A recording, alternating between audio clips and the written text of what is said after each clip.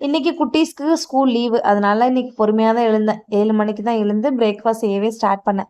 பிரேக்ஃபாஸ்ட்டுக்கு வடகரியும், தோசையும் தான் ரெடி பண்ண போறேன். வடகரி சாப்பிடணும்னு ஒரு 2, 3 நாளாவே டெம்ப்ட்டா இருந்துச்சு. தம்பிங்க ஸ்கூல் போயிட்டாங்க. நம்ம என்ன செஞ்சு சாப்பிடுறது அப்படின்னு சொல்லிட்டு ரொம்ப லேசியா விட்டுட்டேன். சரி இன்னைக்கு கொஞ்சம் டைம் இருந்துச்சு. அதனால தான் வடகரி ரெடி பண்ணேன். வடகரி ரெடி பண்றதுக்கு நான் எப்பயுமே அடை மாதிரி ரெடி பண்ணி தான் வடகரி செய்வேன். செம்ம டேஸ்டியா இருக்கும். எண்ணெயில போட்டு பொரிக்கிறதுக்கு இது ரொம்ப ஹெல்த்தின்னு தான் நான் நினைக்கிறேன்.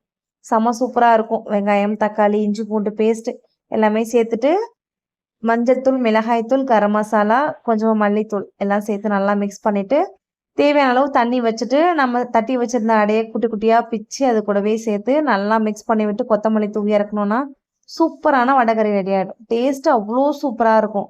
வடகறி தோசை கூட வச்சு சாப்பிடுறத விட, இட்லி கூட வச்சு சாப்பிட்டோம்னா டேஸ்ட் அல்டிமேட்டா இருக்கும். எனக்கு அந்த காம்பினேஷன் தான் ரொம்ப பிடிக்கும். நான் இன்னைக்கு தோசைக்கு தான் மாவு அரைச்சிருந்தேனா, அதனால தோசை தான் ஊத்தி வடகறி ரெடி பண்ணி சாப்பிட்டாச்சு. புடிச்சிருந்தா லைக் பண்ணிட்டு, மறக்காம நம்ம சேனல சப்ஸ்கிரைப் பண்ணி சப்போர்ட் பண்ணுங்க.